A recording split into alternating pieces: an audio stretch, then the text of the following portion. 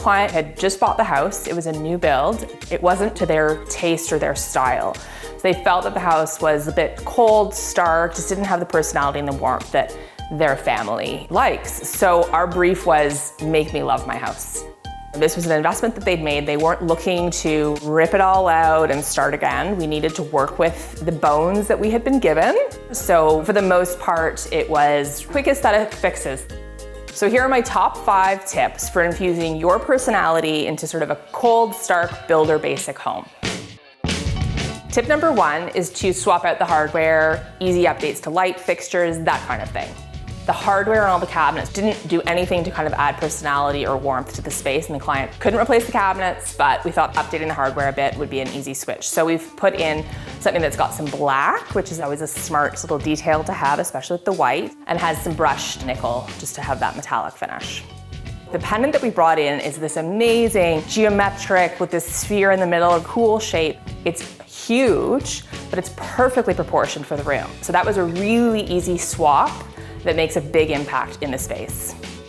In the powder room, it had the same high shine chrome towel hardware, sheet glass, and a really basic big box store sconce. So we swapped them all out. We put in satin brass hardware and towel hardware, a beautiful round big mirror, and a really cool new satin brass sconce.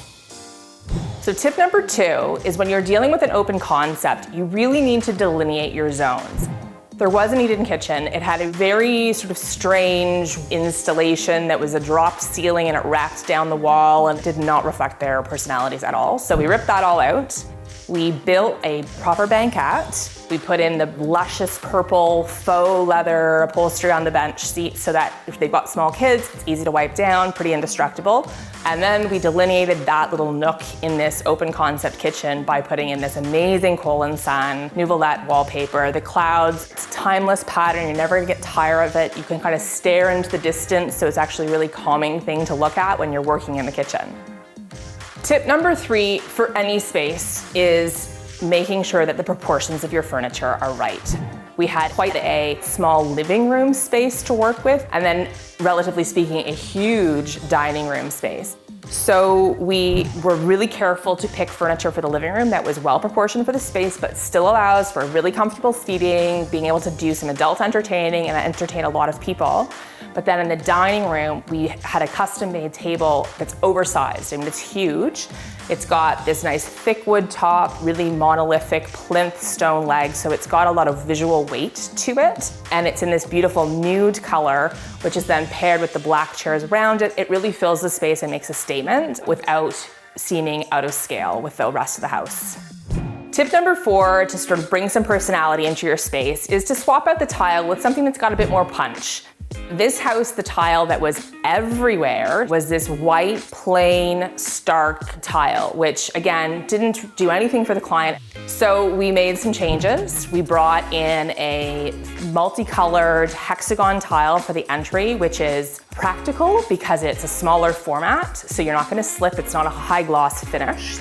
In the powder room, had the same boring white tile on the floor, so we ripped it out and we brought in this amazing black and white graphic tile. It sort of has this optical illusion that happens when you look at it, but it's perfect for a small space, gives it a lot of punch and personality, and is really just a little jewel when you open the door. From a cost perspective, we picked areas where the footprint of the space was relatively small and we could make a big impact visually and practically. And finally, tip number 5, paint can go a long way to transform your space, bring your personality, your energy into it. So don't be afraid to be bold. The biggest problem was the wall that goes from the basement up to the second floor along the stairs. And it was white drywall that had been framed out with this shiny chrome metal paneling design. It just didn't work, but the cost to rip it all down and replace it with drywall was beyond what our clients were willing to invest at this time. So we thought, you know what, let's just paint it out and let's just go with a bold color, but a beautiful color. It's a beautiful navy blue. Blues really are a neutral, so it'll last for years. And what it does is it makes the blue the focal point, not the grid of the paneling design.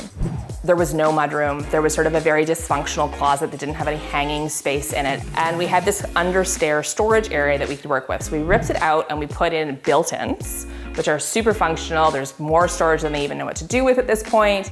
But again, this family is about color and personality and energy. And so they went for chartreuse green. And it's a really distinctive thing to do that for them, they love.